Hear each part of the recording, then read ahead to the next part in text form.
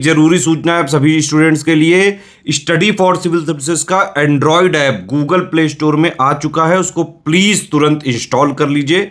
और अगर आप स्टडी फॉर सिविल सर्विसेज के सिर्फ ऐप से कोई भी कोर्स, कोई भी पीडीएफ परचेस करते हैं तो उसमें अप्लाई कूपन, अगर आप ज्ञान सर जो है आप उसमें अप्लाई करते हैं, ये कूपन कोड है, तो उसमें 20% फीस तुरंत माफ हो जाएगी। मतलब 20% डिस्काउंट तुरंत उसमें लग जाएगा।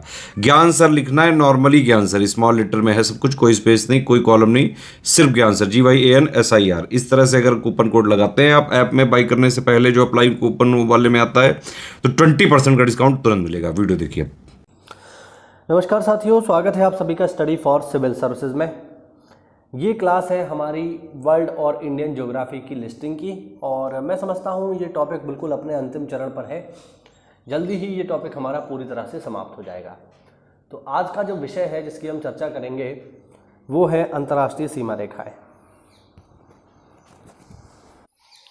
सीमा रेखाओं में इसमें हम भारत की सीमा रेखाएं तो देखेंगे भी, लेकिन इसके अलावा कुछ जो अंतर्राष्ट्रीय सीमा रेखाएं हैं उनकी भी यहाँ पर बात की जाएगी। तो चलिए बिना किसी देरी के इसको शुरू करते हैं।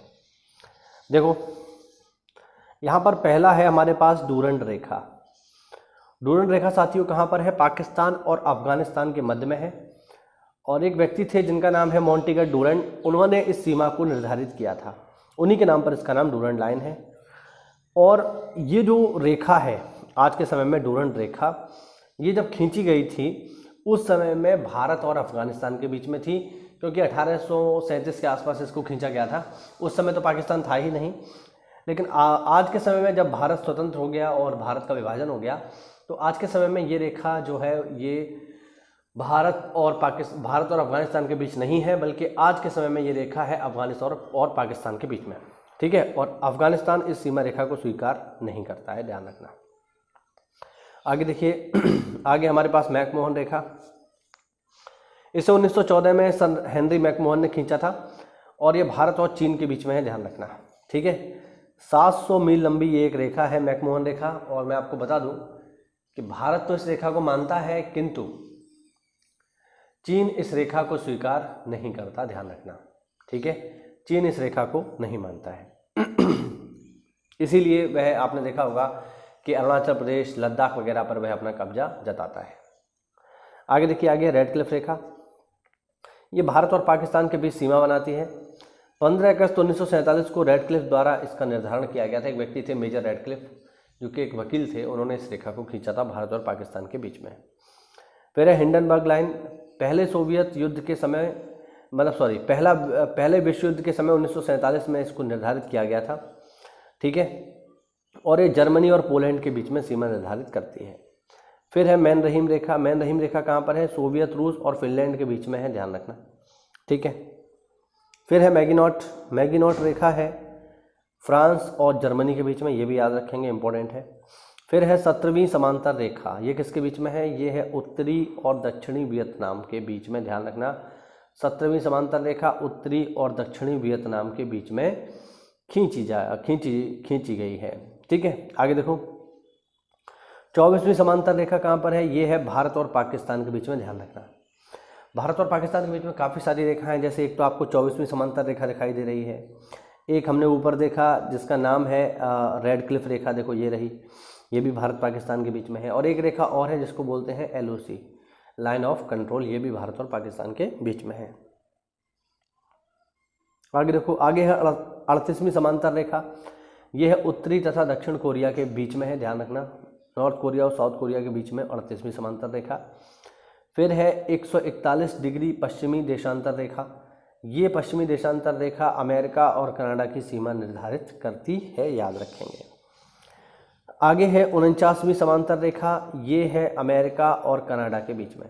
ठीक है, अच्छा, अंतर इसमें ये समझ लो कि 141 भी अमेरिका और कनाडा के बीच में है और 49 भी, लेकिन 141 जो है ये अलास्का के बीच में है। एक्चुअली मैं आपको बता दूं, अलास्का पहले अमेरिका का हिस्सा नहीं था, ये रूस का हिस्सा था। और इस जगह को, जो रूस की थी, ये जो अलास्का, इसको अमेरिका ने खरीद लिया। ठीक है, और बाद में ये जो है अमेरिका का हिस्सा बनी, इसीलिए अमेरिका और कनाडा के बीच में अलास्का आ गया। ठीक है, ध्यान रखना। फिर है ओडरनिस रेखा। ये है जर्मनी और पोलैंड के बीच की सीमा रेखा है। और लास्ट है इसमें सिगफ्राइड ये है फ्रांस और जर्मनी के बीच में। थोड़ा सा पढ़ लेते हैं इसको, देखिए क्या लिखा है। लिखा हुआ है, विश्व युद्ध के समय पूर्व फ्रांस और जर्मनी की सीमा पर दीवारों, मीनारों तथा सैनिक चौकियों से घिरी प्रतिरक्षा रेखा जो जर्मनी द्वारा निर्मित की गई थी। ध्यान रखना, इसको किसने बनाया था? इसको जर्मनी ने बनाया था, सिगफ्राइड रेखा। तो ये हुई आज की हमारी अंतर्राष्ट्रीय सीमा रेखाएं। एक आध दो वीडियो और आएगा, फिर ये पूरा का पूरा टॉपिक ही हमारा फिनिश हो जाएगा। फिर हम अगला सब्जेक्ट शुरू करेंगे जो कि इतिहास होगा। देखिए, हवाई अड्डों से अक्सर करके सवाल पेपर में आ जाता है। और हवाई अड्डे, देखिए इसमें आपको एक चीज़ ध्यान रखनी है कि कुछ हवाई अड्डे तो शहर के नाम से ही हैं, है ना। जैसे कोच्चि इंटरनेशनल एयरपोर्ट तो कहाँ होगा? ऑब्वियस बात है कोच्चि में ही होगा, तो वो तो नहीं पूछेगा। ज़्यादातर इसमें ऐसे सवाल पूछे जाते हैं जिनके नाम कुछ अलग हैं। जैसे आपसे पूछ लेगा इंदिरा गांधी अंतर्राष्ट्रीय हवाई अड्डा कहाँ पर है, या बाबा साहेब अम्बेडकर अंतर्राष्ट्रीय हवाई अड्डा कहाँ पर है, तो ये आपको याद रखने होते हैं। तो हमने प्रयास किया है कि ज़्यादातर ऐसे ही जिनके नाम थोड़ा सा अलग हैं उनको ही इस लिस्ट में शामिल किया जाए। तो चलिए बिना किसी देरी के इसको शुरू करते हैं। देखो भाई, पहला है इसमें राजीव गांधी अंतर्राष्ट्रीय हवाई अड्डा कहाँ पर है? हैदराबाद में है।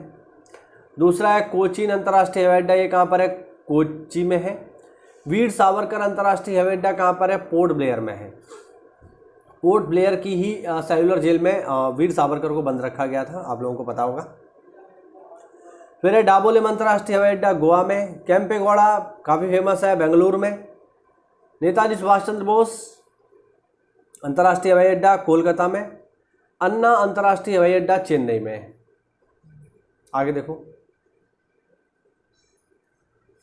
बाबा साहेब अम्बेडकर हवाई अड्डा नागपुर में। सरदार वल्लभ भाई पटेल अंतर्राष्ट्रीय हवाई अड्डा अहमदाबाद में। गोपीनाथ बारडोली अंतर्राष्ट्रीय हवाई अड्डा गुवाहाटी में। चौधरी चरण सिंह अंतर्राष्ट्रीय हवाई अड्डा लखनऊ में। श्री गुरु रामदास जी अंतर्राष्ट्रीय हवाई अड्डा अमृतसर में। फिर है त्रिवेंद्रम अंतर्राष्ट्रीय हवाई अड्डा तिरुवनंतपुरम में। कालीकट अंतर्राष्ट्रीय हवाई अड्डा काजीकोट में, इसका नाम चेंज हो गया है कालीकट का। शेख अल आलम अंतर्राष्ट्रीय हवाई अड्डा श्रीनगर में। मैंगलोर अंतर्राष्ट्रीय हवाई अड्डा मैंगलोर में। देवी अहिल्याबाई होलकर अंतर्राष्ट्रीय हवाई अड्डा इंदौर में। जयपुर अंतर्राष्ट्रीय हवाई अड्डा, तो ये तो बताने की जरूरत ही नहीं है कहाँ पर होगा, जयपुर में ही है, और कहाँ होगा? कोयम्बटूर अंतर्राष्ट्रीय हवाई अड्डा कोयम्बटूर में। तिरुचिरापल्ली अंतर्राष्ट्रीय हवाई अड्डा तिरुचिरापल्ली में। लाल बहादुर शास्त्री अंतर्राष्ट्रीय हवाई अड्डा वाराणसी में। इंदिरा गांधी अंतर्राष्ट्रीय हवाई अड्डा नई दिल्ली में, सबको पता है। छत्रपति शिवाजी अंतर्राष्ट्रीय हवाई अड्डा मुंबई। और जयप्रकाश नारायण हवाई अड्डा पटना। इसके अलावा यूपी में कुछ और भी अंतर्राष्ट्रीय हवाई अड्डे बन रहे हैं, जैसे अयोध्या, यहाँ पर एक इंटरनेशनल एयरपोर्ट बन रहा है। जेवर में बन रहा है, ठीक है ना। एक ताज करके जो है बन रहा है इंटरनेशनल एयरपोर्ट जेवर में, ठीक है। इसके अलावा जो है एक जो है इधर भी बन रहा है, ये कौन सा ज़िला है यहाँ पे? कुशीनगर, हाँ। तो कुशीनगर में भी एक जो है इंटरनेशनल एयरपोर्ट का काम चालू है यूपी में। तो ये सारी चीज़ें हो रही हैं। चलिए एक टॉपिक और कवर कर लेते हैं, जो कि है कुटीर उद्योग हेतु सरकारी संस्थाएं। अक्सर करके जो संस्थाएं हैं इनका वर्ष पेपर में आ जाता है कि ये कब बनी है। आप प्रीवियस ईयर पेपर उठा के देखोगे, वहाँ पर आपको मिलेगा। तो जल्दी से डिस्कस कर लेते हैं। लघु उद्योग बोर्ड की स्थापना हुई 1955 में। खादी एवं ग्राम उद्योग कब बना है? 1956 में। लघु उद्योग विकास बैंक, सिडबी से बोलते हैं, ये बना है 1990 में। क्षेत्रीय ग्रामीण विकास बैंक 1975। कुटीर उद्योग बोर्ड बना है 1948 में। केंद्रीय सिल्क बोर्ड बना है 1949 में। अखिल भारतीय हथकरघा बोर्ड कब बना है? 1992 में। और लास्ट देख लीजिए, अखिल भारतीय हस्तकला बोर्ड ये बना है 1952 में। तो ये हुआ साथियों आज का वीडियो। उम्मीद करता हूँ इस वीडियो में आपको कुछ महत्वपूर्ण जानकारी मिली होगी। तो अगर आपको वीडियो अच्छा लगा हो तो वीडियो को लाइक करिए साथियों। और अगर आप हमारे किसी भी पेड ग्रुप प्रोग्राम से जुड़ना चाहते हैं जो कि चल रहे हैं PCS, BEO और RO परीक्षा के लिए, तो फिर आप आज ही हमसे इन नंबर्स पे कॉल करके जुड़ सकते हैं। बहुत सारे बच्चे पूछते हैं कि ये नोट्स उन्हें कैसे मिलेंगे, तो नोट्स लेने के लिए भी आपको इन्हीं नंबर्स पे कॉल करना होगा। मिलते हैं अगली क्लास में, तब तक के लिए जय हिंद, जय भारत, वंदे मातरम।